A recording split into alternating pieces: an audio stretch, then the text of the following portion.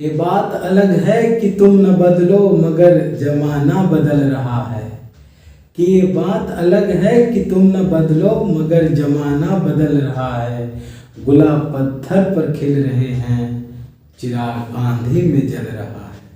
नमस्कार दोस्तों, मैं Milan Kushwaha. Welcome to all of you officers club. My dear friends, आज का जो सेशन है वो basically budget, appropriation accounts, finance and accounting पर बेस्ड है। तो माय डियर फ्रेंड, वीडियो में स्टार्ट में बने रहिए और यदि आप इस चैनल पर नए हैं तो just subscribe this channel, because इस चैनल पर आपको हर अपडेटेड से अपडेट किया जाता है। तो my dear friend, don't kill the time and let's begin.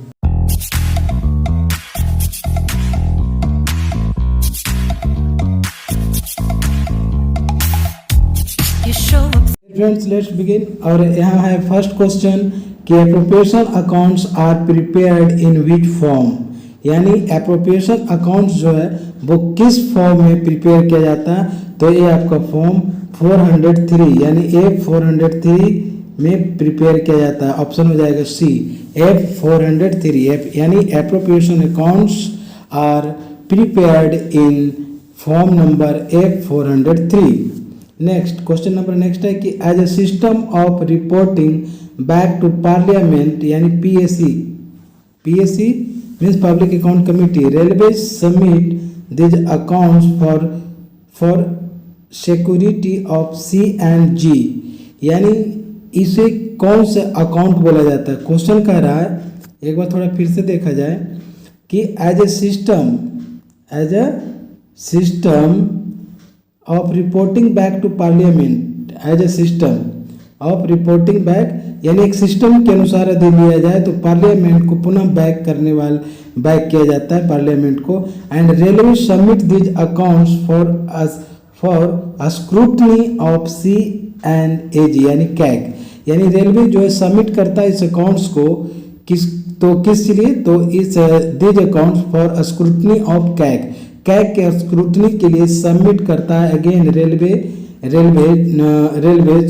तो वो जो जिस अकाउंट को वो सबमिट करता है कैग के स्क्रूटनी के लिए, तो वो अकाउंट क्या कहलाता है, तो वो अकाउंट कहलाता है एप्रोप्रिएशन अकाउंट्स। एप्रोप्रिएशन अकाउंट से दो क्वेश्चन यहाँ पर निकल कर आया माय डियर फ्रेंड कि फर्स्ट ऑफ ऑल तो कि एप्रोप्रिएशन अकाउंट्स जो होता है वो प्रिपेयर किया जाता है form number 403। And then next जो क्वेश्चन है कि as a system of reporting back to parliament, यानी पार्लियामेंट को रिपोर्ट किया जाता है, बैक किया जाता है रिपोर्ट को। Railway submit this accounts for scrutiny of CAG, and railway के द्वारा इसे सबमिट किया जाता है स्क्रूटनी के लिए, कैग की स्क्रूटनी के लिए। तो इस अकाउंट्स को क्या बोलते हैं, तो इसी को दरअसल एप्रोप्रिएशन अकाउंट्स बोला जाता है। नेक्स्ट है कि appropriation accounts compare the actual expenditure with the grants. Question है कि appropriation accounts compare the actual expenditure with the grants तो सैंक्शनड बाय प्रेसिडेंट, यानी जो एप्रोप्रिएशन अकाउंट्स का जो कंपेयर किया जाता है, जो तुलना किया जाता है, वो एक्चुअली में the actual expenditure with the grant sanctioned by president के द्वारा सैंक्शन किया जाता है, ग्रांट सैंक्शन किया जाता है एप्रोप्रिएशन अकाउंट।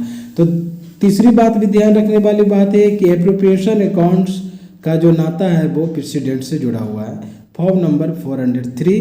एंड ऐसा एक सिस्टम है, एक सिस्टम के अनुसार ना पार्लियामेंट को बैक किया जाता है रेलवे के द्वारा ताकि कैग उसको पुनः स्क्रूटनी कर सके, तो उसको बोला जाता है एप्रोप्रिएशन अकाउंट्स। ओके, चलिए बढ़ते हैं अगले क्वेश्चन की ओर।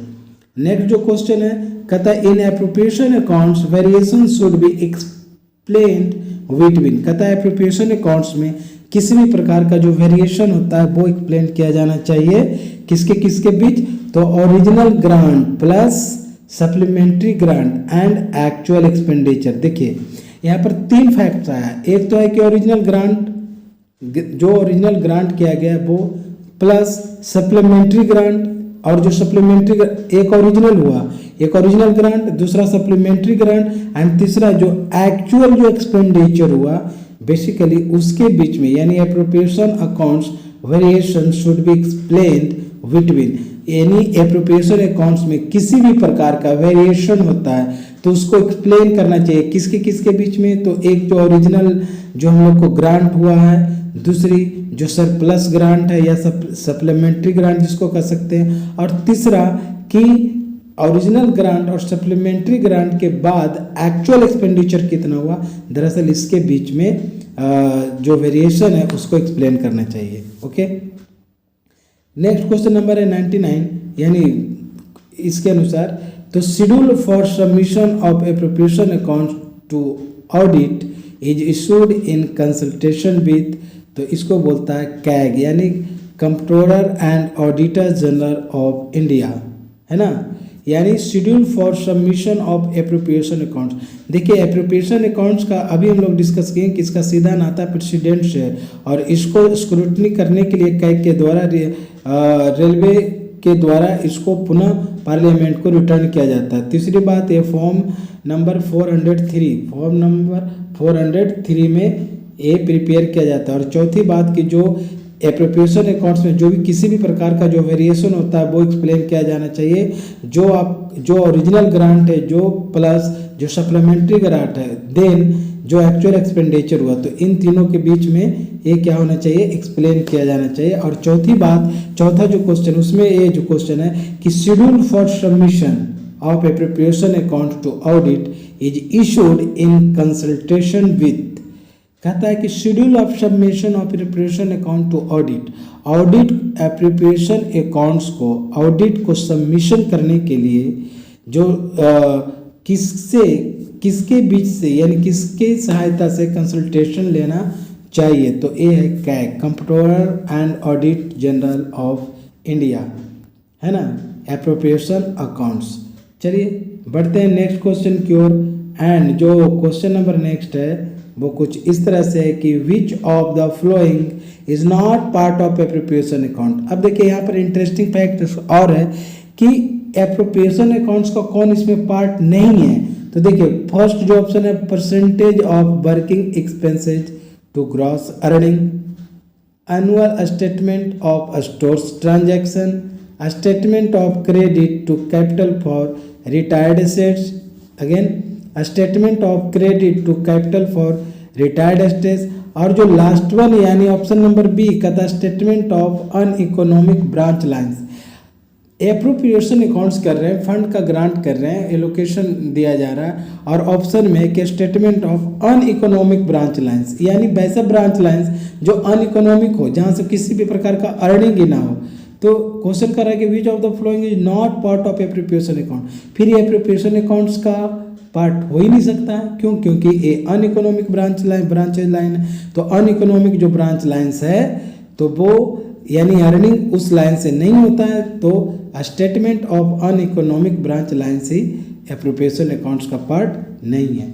नेक्स्ट है क्वेश्चन नंबर कि अनसैंक्शन्ड एक्सपेंडिचर इज रिफ्लेक्टेड टू, वैसा एक्सपेंडिचर जो सैंक्शन ही नहीं हुआ हो वो रिफ्लेक्ट किया जाता है किसमें, तो अनेक्चर ए में। एप्रोप्रिएशन अकाउंट्स का अनेक्चर ए में यानी अनसैंक्शन्ड एक्सपेंडिचर को उसमें मेंशन किया जाता है किसमें, यानी एप्रोप्रिएशन अकाउंट का अनेक्चर ए में अनसैंक्शन्ड एक्सपेंडिचर को रिप्रेजेंट किया जाता है। नेक्स्ट है कि अनेक्चर जी यानी एप्रोप्रिएशन अकाउंट्स का जो अनेक्चर जी है वो क्या कंसिस्ट करता, तो अनेक्चर जी में एक्चुअली में block account, balance sheet and P and L account, यानी अनेक्चर जी ब्लॉक अकाउंट क्या होता है, इसके पहले वीडियो में हम लोग डिस्कस किए थे कि ब्लॉक अकाउंट जो दरअसल होता है कि एक ऐसा अकाउंट है ना जिसमें रेलवे का ओवरऑल फिगर को हम देख सकते हैं फाइनेंशियली तौर पर कि with in one financial year हमारे रेलवेज का क्या फिगर है, क्या फाइनेंशियल पोजीशन है उसका, तो हम लोग ब्लॉक अकाउंट के माध्यम से देख सकते हैं। फिर उसमें बैलेंस शीट है, फिर प्रॉफिट एंड लॉस अकाउंट्स है। तो कहता है जो एप्रोप्रिएशन अकाउंट का जो अनेक्चर जी है, अनेक्चर ए में हमने देखा कि अनसैंक्शन्ड एक्सपेंडिचर की बातें की गई है अनेक्चर ए में, बट अनेक्चर जी में block account, balance sheet and profit and loss account की चर्चा की गई है। ओके, चलिए बढ़ते हैं नेक्स्ट क्वेश्चन की ओर। एंड जो नेक्स्ट क्वेश्चन है वो इस तरह से है। क्वेश्चन कह रहा है कि block account reflect the value of railway physical assets created out of, तो कहता है loan capital and internal source of railway, या तो वो लोन कैपिटल यानी कैपिटल जो भी बनाया गया वो लोन के माध्यम से हुआ, या फिर इंटरनल सोर्सेस ऑफ जो रेलवे का है जो, यानी block account reflects the value of railway physical asset, जितने भी फिजिकल एसेट्स हैं क्रेडिटेड आउट ऑफ, किसमें क्रेडिट आउट ऑफ, तो इसका जो आंसर हो जाएगा कि loan capital and internal sources of railway.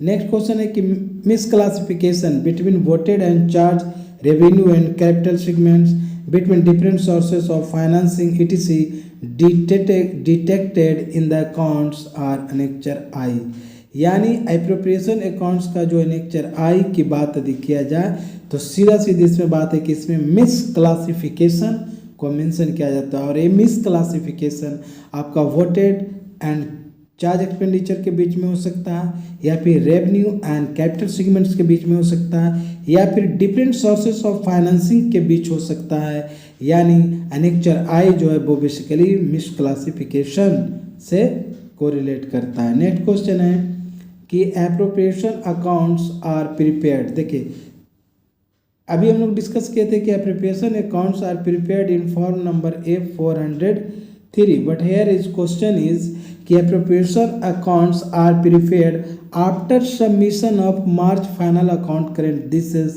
Very important question, very important question, form number 403 and इसका नाता प्रेसिडेंट से जुड़ा हुआ है, इसका स्क्रूटनी कैग करता है। दूसरी बात कि इसमें जो वेरिएशन होता है उसका जो एक्सप्लेन होना चाहिए वो होना चाहिए, एक्सप्लेन होना चाहिए वो आपका एप्रोप्रिएशन अकाउंट्स के अंतर्गत होना चाहिए। और नेक्स्ट जो है कि एनेक्चर जो आई है वो मिस क्लासिफिकेशन को रिप्रेजेंट करता है। Similarly appropriation accounts are prepared, यानी ये प्रिपेयर्ड कब किया जाता है, ठीक है भाई, फॉर्म नंबर 403 में प्रिपेयर कर लेंगे, व्हाट व्हेन, कब, तो after submission of March final account current, March final account current, okay, after submission of March final account current के बाद ये एप्रोप्रिएशन अकाउंट्स तैयार किया जाता है। नेक्स्ट क्वेश्चन है कि कंसोलिडेटेड एप्रोप्रिएशन अकाउंट्स का संख्या कितनी है, संख्या number of appropriation accounts pertaining to grants are, तो आंसर हो जाएगा 16, आंसर हो जाएगा 16, यानी ग्रांट से जो परटेन करता है वो वैसे एप्रोप्रिएशन अकाउंट्स की संख्या जो है वो है 16। एंड नेक्स्ट क्वेश्चन जो है कि number of annexure prepared as part of appropriation accounts are, तो आंसर हो जाएगा 10, यानी number of annexure prepared as part of appropriation accounts. अभी हम लोग जो एनेक्चर पढ़ रहे थे ना, आई जी इस तरह से एनेक्चर पढ़ रहे थे। एनेक्चर ए में क्या देखे कि अनसैंक्शन्ड एक्सपेंडिचर, वो एनेक्चर ए में है, तो एप्रोप्रिएशन अकाउंट के अंतर्गत 10 प्रकार का जो है वो एनेक्चर तैयार किया जाता है, और एप्रोप्रिएशन अकाउंट जो ग्रांट से परटेन करता है वो 16 टाइप्स के होते हैं। नेक्स्ट जो है कि appropriation account for capital grant are compiled plan head wise in how many segments, तो देखिए कैपिटल रेवेन्यू फंड्स एसएफ यानी सेफ्टी फंड एंड आरआरएसके यानी राष्ट्रीय रेल संरक्षा कोष जो 2017 और 18 में इफेक्ट फ्रॉम 2017 और 18 हुआ। तो यहाँ क्वेश्चन कर रहा है कि appropriation account for capital grant are compiled, appropriation accounts of appropriation account for capital grant are compiled plan head wise in how many segments, तो प्लान हेड वाइज यदि बात करें एप्रोप्रिएशन अकाउंट्स को तो ये capital railway fund SF and RRSK, okay. चलिए बढ़ते हैं अगले क्वेश्चन की ओर। एंड जो हमारा जो नेक्स्ट क्वेश्चन है वो कुछ इस तरह से है कि time limit prescribe to director of audit यानी principal director of audit for vetting appropriation account is 2 weeks. देखिए क्वेश्चन यहाँ कह रहा है कि प्रिंसिपल डायरेक्टर ऑफ ऑडिट यानी PDA, principal director of audit, यहाँ आप देख सकते हैं PDA, principal director of audit for vetting appropriation account, कहता है time limit prescribe to PDA for vetting appropriation accounts, यानी एप्रोप्रिएशन अकाउंट की वेटिंग के लिए प्रिंसिपल डायरेक्टर ऑफ ऑडिट को कितनी टाइम रहता है उनके पास ताकि वो एप्रोप्रिएशन अकाउंट्स का वेटिंग कर सके। तो इसका जो राइट आंसर है वो है 2 वीक्स, यानी within 2 weeks principal director of audit को एप्रोप्रिएशन अकाउंट्स का वेट कर देना होता है। नेक्स्ट जो क्वेश्चन है कि reply at unit level for audit objection on appropriation accounts shall be furnished by 1 week. देखिए क्वेश्चन क्या बोला, क्वेश्चन को मीन समझना जरूरी है। क्वेश्चन कह रहा है कि रिप्लाई एट यूनिट लेवल पर जो भी रिप्लाई किया जाता है फॉर ऑडिट ऑब्जेक्शन, ऑडिट मान लीजिए कि प्रिंसिपल डायरेक्टर ऑफ ऑडिट के द्वारा इंस्ट्रक्शन दिया गया या खुद की ऑडिट किए, तो उस ऑडिट के दौरान जो भी ऑब्जेक्शंस होते हैं ऑन एप्रोप्रिएशन अकाउंट पर, तो shall be furnished by 1 week, यानी जो भी ऑब्जेक्शन है उसे 1 वीक के अंदर क्या कर देना चाहिए, फर्निश्ड कर देना चाहिए, समाप्त कर देना चाहिए, सलटा लेना चाहिए, निपटा लेना चाहिए। Okay, within 1 week audit objection को।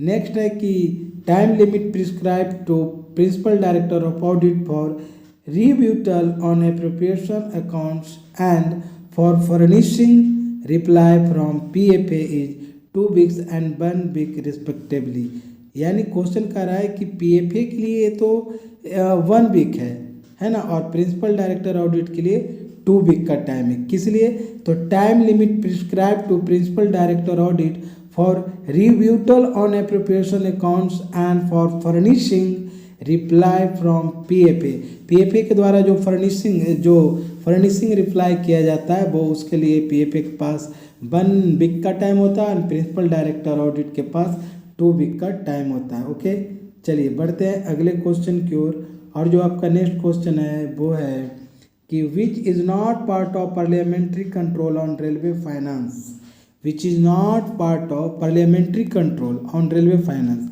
रेलवे फाइनेंस के ऊपर जो पार्लियामेंट्री जो कंट्रोल है, रेलवे फाइनेंस के ऊपर जो पार्लियामेंट्री कंट्रोल है उसका पार्ट कौन सा नहीं, तो ये देवराय कमेटी, ये जो देवराय कमेटी है ये इसका पार्ट नहीं है। बाकी annual budgets, scrutiny of appropriation accounts by public accounts committee on government assurances, और जो देवराय कमेटी है कहता है विच is not part of parliamentary control on railway finance के ऊपर जो पार्लियामेंट्री कंट्रोल है उसका पार्ट कौन सा नहीं है, तो वो है देवराय कमेटी। एप्रोप्रिएशन अकाउंट्स की बात हो रहा है। नेक्स्ट है कि विच is not a cut motion, इसमें कट मोशन कौन नहीं है भाई, तो जो इसमें कट देखिए, इकोनॉमिक कट होता है, डिसअप्रूवल और पॉलिसी कट होता है, टोकन कट होता है, बट इन प्रिंसिपल कट नहीं होता है, प्रिंसिपल कट नहीं होता है। तो which is not a cut motion, तो इन प्रिंसिपल कट। नेक्स्ट है क्वेश्चन नंबर 16 कि after grants are voted by parliament a bill shall be introduced for appropriating funds from consolidated fund of India as per which article of constitution, तो ये है जो constitution है वो है 114। तो ये क्वेश्चन किस प्रकार बना, ये क्वेश्चन बना हमारा, देखिए ऐसे तो कंसोलिडेटेड फंड ऑफ इंडिया जो है वो 266 article 266, but here question is कि after grants are voted by parliament a bill shall be introduced for appropriating funds from consolidated fund of India। देखिए फंड यानी वित्त यानी विधेयक यानी धन यानी आर्टिकल 114 यानी consolidated fund of India as per which article of the constitution, तो आर्टिकल नंबर 114 114। एंड जो नेक्स्ट क्वेश्चन है कहता है annexure R4 sent to railway board along with revenue budget indicates. अब देखिए अनेक्चर 4 जो रेलवे बोर्ड को सेंड किया जाता है, अनेक्चर R4 जो रेलवे बोर्ड को सेंड किया जाता है अलॉन्ग विथ रेवेन्यू बजट के साथ, तो एक किस चीज़ का इंडिकेट्स करता है, तो ये इंडिकेट करता है performance units of expenditure for sub major head 2 से 10 तक। देखिए क्वेश्चन थोड़ा घुराया हुआ है। क्वेश्चन कह रहा है कि annexure R4 send to railway board with revenue budget indicates, तो वो क्या इंडिकेट करता है? Performance units of expenditure for sub major 8 2 से 10। परफॉर्मेंस यूनिट्स है ना, रेलवे बोर्ड को जो एनेक्चर R4 भेजा जाता है विथ रेवेन्यू बजट, तो वो जो इंडिकेट्स करता है वो performance units of expenditure for sub major 2 से 10। चलिए जो नेक्स्ट क्वेश्चन है वो है कि which of the following categories of staff in the railway assist in internal audit.